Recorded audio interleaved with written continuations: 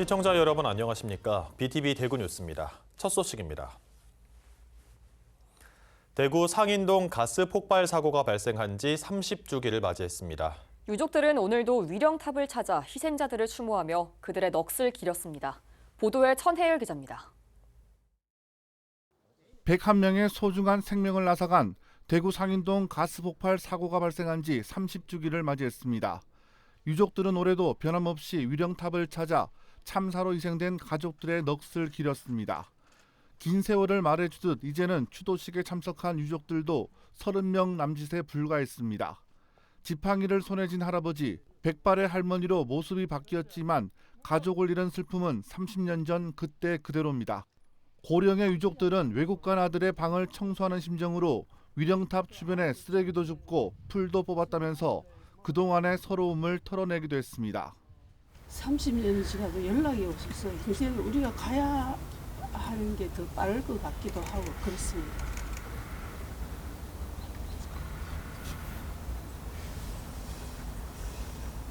가는 날까지라도 집 청소를 깨끗이 해주고 가고 싶은 마음은. 대구 상인동 가스 폭발 사고는 1995년 4월 28일 대구 지하철 1호선 상인역 공사 현장에서 발생했습니다. 영남중학교에는 당시 참사로 희생된 교사와 학생 44명의 사진이 걸려 있습니다. 학교 측은 해마다 이때쯤이면 참사로 희생된 선배들을 기리는 추모 기간을 운영하고 있습니다. 다만 학교가 이전을 추진하고 있는 만큼 이 추모 공간도 함께 옮겨갈 수 있을지는 아직 안갯 속입니다. 현재로서는 이렇게 뭔가 명확하지를 않아서 하지만 뭐 아시겠지만 저희는 저게 되게 의미 있는 공간이기도 하고 네, 그리고 이제 그 사건 자체가 저희 학교는 되게 조금 아픈 역사지 않습니까? 네. 그래서 당연히 유족들하고 의논을 했고 앞으로도 이제 조금 이제 더 이제 완전히 결정이 나면 그 다음에 이제 더 자세히 이제 의논이 되겠죠. 참사가 발생한 지 어느덧 30년이라는 세월이 지났습니다. 유족들은 다시는 이 같은 참사가 일어나서는 안 된다고 입을 모았습니다. BTV 뉴스 천혜열입니다. 올해부터 매년 4월 28일이 산업재해 노동자의 날로 지정됐습니다. 지역 노동단체들은 안전하게 일할 권리를 보장하라고 요구했는데요. 한편 최근 3년간 일터에서 돌아오지 못한 노동자는 대구 경북 지역에서만 200명이 넘는 것으로 나타났습니다. 닷새의 한 명꼴입니다. 김민재 기자입니다. 지난 21일 대구 중구의 한 아파트 공사 현장에서 60대 하청 노동자가 28층 높이에서 추락해 숨졌습니다. 숨진 A씨는 승강기 설치를 위한 안전망 작업 중 추락한 것으로 알려졌습니다. 올해 대구에서만 벌써 산업재해로 5명이 숨졌습니다. 매년 되풀이되는 산업재해를 막자며 올해부터 4월 28일은 국가기념일인 산업재해 노동자의 날로 지정이 됐습니다. 우리 지역의 실태는 어떤지 알아봤더니 최근 3년간 대구 경북에서 산업재해로 숨진 노동자는 210명에 달했습니다. 일터로 나간 노동자 중에서 닷새마다 한 명씩은 집으로 돌아가지 못했다는 의미입니다. 전국으로 확대해 봤더니 1,800명이 넘었습니다. 지역의 노동단체들은 대구지방고용노동청 앞에서 기자회견을 열고 노동자는 안전하고 건강하게 일할 권리가 있다며 위험 작업 중지권 등 노동자의 권리를 보장해달라고 요구했습니다. 자본의 이윤에 의해서 죽어나가는 노동자들이 아니라 정말 제대로 된 시설에서 안전하게 일하며 살아갈 수 있는 현장이 될 수 있도록 대한민국 정부와 노동부가 앞장서야 할 것입니다. 노동자가 다치고 사망하는 현장에서 사업주의 책임을 묻겠다며 제정된 중대재해처벌법은 시행 3년을 맞고 있지만 실질적인 처벌은 약하기만 하다며 개선을 요구하는 목소리도 나왔습니다. 중대재해로 실형을 선고받은 자는 단 한 사람밖에 없습니다.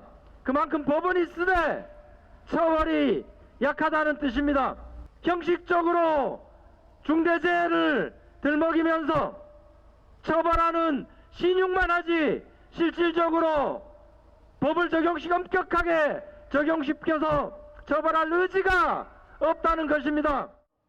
노동단체들은 일터에서의 노동자 참여 보장과 폭염 시 예방 대책, 그리고 노동자가 제대로 치료받고 보상받을 권리를 전면 적용할 것 등을 촉구했습니다. BTV 뉴스 김민재입니다. 이번 경북 산불로 폐허가 되어버린 지역엔 폐기물이 산더미처럼 쌓여 있는데요. 안동시는 산불 폐기물 처리를 시작했습니다. 안동시 피해 지역에만 48만 톤이 있는데 이 처리 비용이 무려 430억 원에 달한다고 합니다. 그래도 최대한 재활용할 수 있는 것들은 건지겠다는데요. 보도에 홍하영 기자입니다. 짐을 가득 실은 큰 덤프트럭 한 대가 들어옵니다. 경북 산불 화재로 못 쓰게 된 폐기물입니다. 안동시가 지난 21일부터 피해 주택 철거를 시작하며 안동 지역 5개 적환장에 폐기물들이 모이기 시작했습니다. 이번 산불로 발생한 폐기물은 안동시에서만 48만 2천 톤, 처리 비용은 430억 원에 이를 것으로 추산하고 있습니다. 안동시는 가용 장비를 총동원해 신속하게 폐기물을 치우고 모은 폐기물은 세세하게 분류해 가능한 것은 추후 철골 소재로 재활용하는 등 최대한 재활용한다는 방침입니다.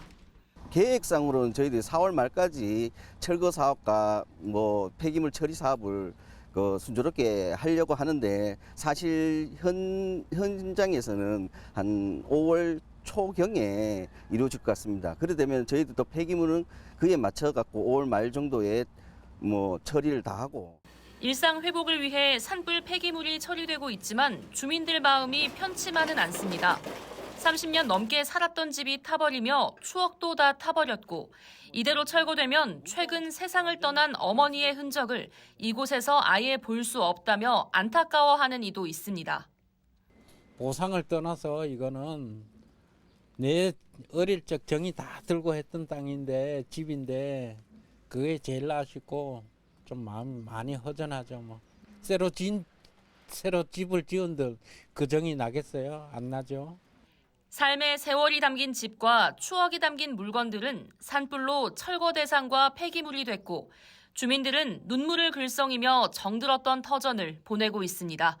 헬로티비 뉴스 홍하영입니다. 내수 경기 침체로 소상공인 자영업자들의 어려움이 가중되고 있습니다. 최근 정부가 소상공인과 취약계층 등 민생 지원을 위해 4조 원 이상을 투입하겠다고 밝혔는데요. 대구 남구에서도 60억 원을 긴급 지원해 민생 경제 회복에 나서기로 했습니다. 우성문 기자입니다. 남구 봉독동의 한 식당. 점심시간인데도 손님보다 빈자리가 많습니다.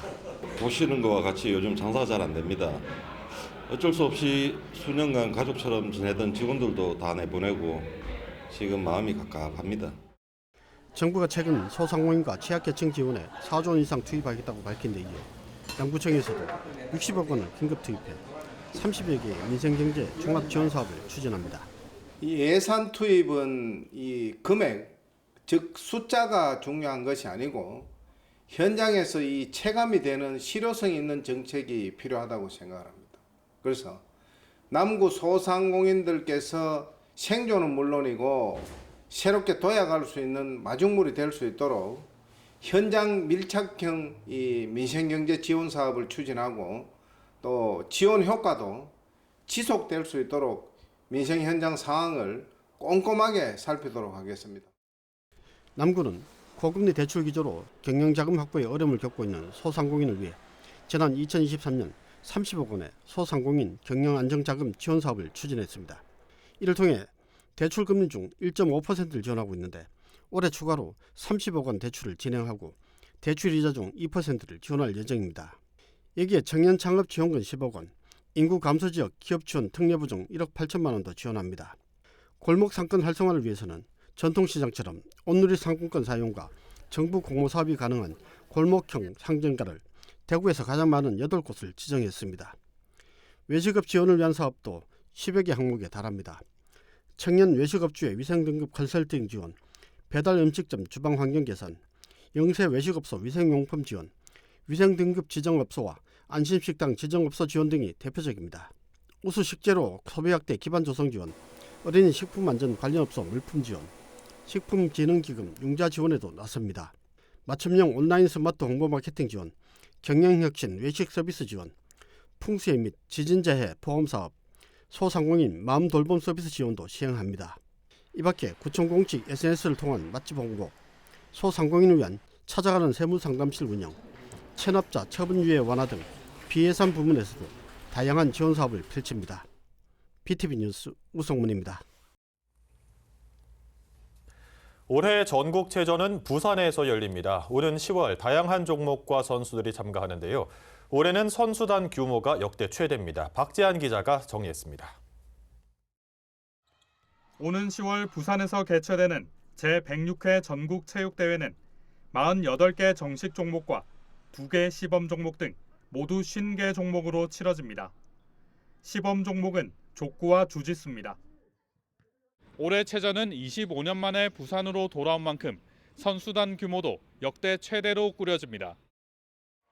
전국체전에 나설 부산 선수단 규모는 선수 1,300명과 임원 700명 등 2,000명 규모로 꾸려질 예정입니다. 지난해보다 400여 명 늘어난 규모입니다. 이미 출전팀과 선수가 확정된 종목도 있지만 수영과 육상 등 18개 종목은 오는 8월까지 선발전을 통해 꾸려집니다. 우리 부산 선수단은 7월에서 8월에 최종적으로 선발될 예정인데 그 이유가 동계 때 체력 훈련을 하고 봄철 각종 대회, 전국 대회를 거친 후에 최고의 기량을 발휘하는 7, 8월 달에 선발이 완료될 예정입니다. 부산시와 체육회는 대부분의 경기를 부산 내에서 진행할 계획입니다. 다만 사이클 도로 경기나 족구, 승마 등은 외부에서 치러질 예정입니다. 승마는 경북 상주 승마장, 사격은 창원 사격장이 되겠습니다. 거기에 따라 더해서 도로 사정이 필요한 사이클의 도로 경기, 그다음에 경기장이 큰 족구 경기장 같은 경우는 창원에서 경남에서 개최될 예정입니다. 그 외의 종목 외에 모든 종목은 다 부산에서 개최하는 걸로 준비되어 있습니다. 부산시는 종목별 선수 선발이 끝나면 오는 9월 초 시청 대강당에서 결단식을 열 예정입니다. BTV 뉴스 박찬입니다. 농촌 고령화의 기후 위기까지 인력 대체와 생산성 향상을 위해 스마트팜 개발이 한창인데요.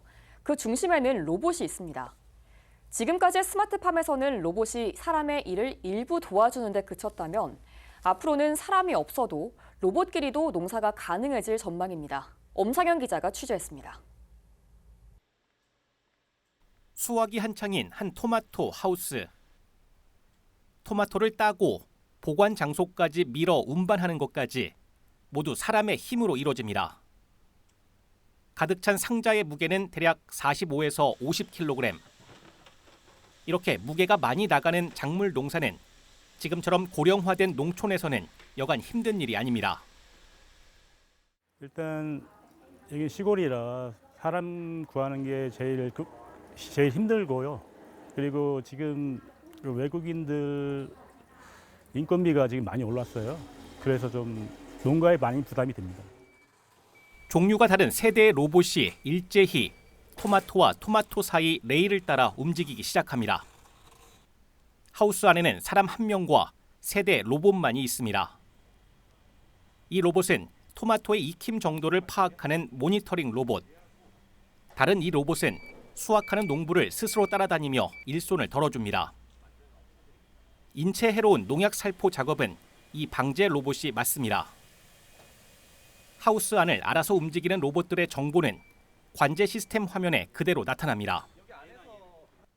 기존에 방제, 운반, 모니터링 작업을 개별로 했던 로봇들이 통합 관리 프로그램 안에서 효율적으로 관리되고 작업량 또한 디지털 영농 정보로 제공되어 농업인들이 농업활동 의사결정에 더욱더 도움이 돼서 농촌진흥청이 개발한 통합관리 프로그램은 농업인이 컴퓨터나 휴대전화로 여러 대의 로봇을 동시에 관리할 수 있다는 게 장점. 여기에 안전 무결성 수준 2등급 제어기를 적용해 고장이나 오작동 확률을 0.1에서 1% 미만으로 낮추어 농가 불편을 최소화했습니다. 실제 이 프로그램을 통해 농사를 지을 경우 기존 인력에 비해 작업 시간은 40% 줄고 방제 효과는 15% 이상 높일 수 있는 걸로 나타났습니다. 현재 유일하게 수확 작업은 사람이 하고 있습니다. 하지만 농진청이 개발 중인 수확 로봇까지 여기에 합류할 경우 꿈에 그리던 완전 무인화 농사가 가능해집니다. BTV 뉴스 엄상현입니다.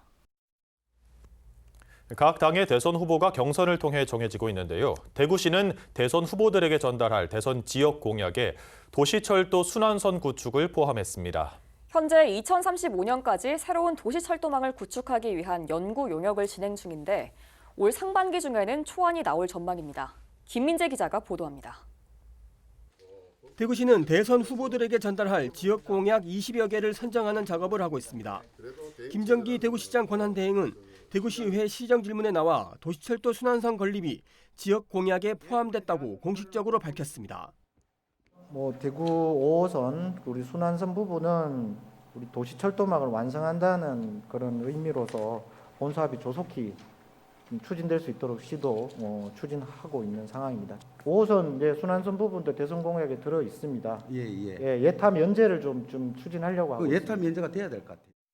현재 2025년에서 2035년까지 새로운 도시철도망을 구축하기 위한 연구 용역을 진행 중인 가운데 초안은 올 상반기 안에 나올 것으로 보입니다.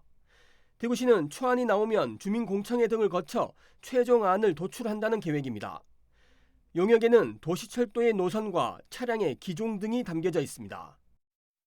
순환선 문제도 지금 연말까지 저희가 도시철도망 구축 10년 기본계획을 수립하는 그 내용에 담겨 있습니다. 그래서 아마 상반기쯤에 초안이 나오면 주민공청회라든지 의회 의견 청취 등 절차를 충분히 소통을 해서 연말까지 국토부에 계획에 대한 승인을 받도록 그런 절차를 시민과 소통을 통해서 밟도록 그렇게 하겠습니다. 당초 순환선 노선은 서구를 관통하는 노선으로 최종 결정됐지만 홍준표 시장 취임 이후 재검토됐었습니다. 용역 결과 기존에 결정된 노선대로 안이 도출될지 서구 주민들의 관심이 큽니다. 좀 더 주민들이 도시철도를 원하는 걸 대구시에 적극적으로 건의를 하고 해야 되는데 제 본의회는 제가 생각하기에는 너무 안일하게 소극적으로 대응하고 있는 것 같다. 지금 위급한 지금 대선 공약에도 도시철도망을 넣는다고 대구시에서 말하고 있으면 과연 그게 서대구로 가는 건지 대구시에 적극 또 확인도 해야 되고 아니면 주민들의 뜻을 모아서 할 수 있게끔 지자체에서 좀 적극적으로 행동을 취해야 될 것 같습니다. 대구시가 대선 지역 공약에 순환선 건립을 포함한 만큼 실제 대선 후보들의 공약으로 확정이 될지 주목됩니다. BTV 뉴스 김민재입니다.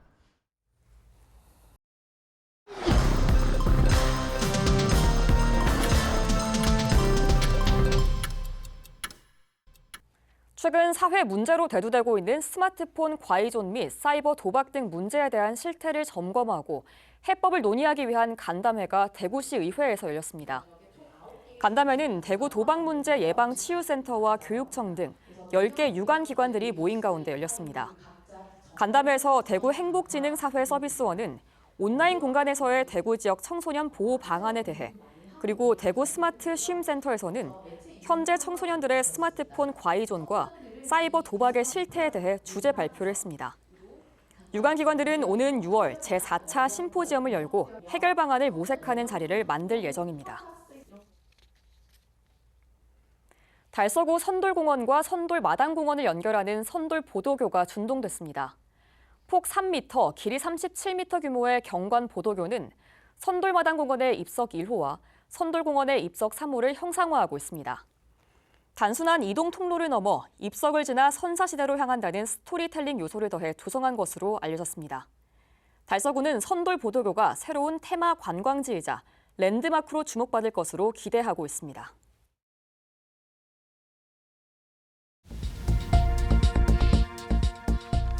서구청 앞 보도육교 양쪽에 엘리베이터가 설치됐습니다. 엘리베이터는 인근 학교와 주민들이 보다 안전하고 편리하게 육교를 이용할 수 있도록 추진된 것으로 총 사업비는 7억 원이 투입됐습니다.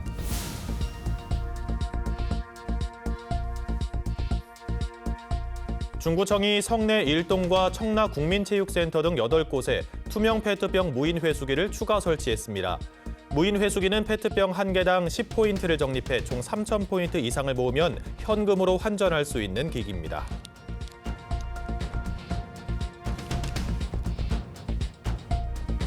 대구 시민안전 테마파크가 오는 3일 어린이날 축하 기념 오픈하우스를 엽니다. 당일 오전 10시부터 오후 4시까지 예약 없이 안전체험과 야외 이벤트 존을 이용할 수 있습니다.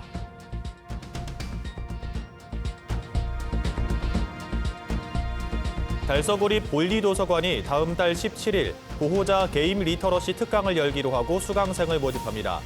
게임 과몰입에 따른 가족 간 갈등을 해소하고 서로 소통할 수 있는 방법이 제시될 예정입니다.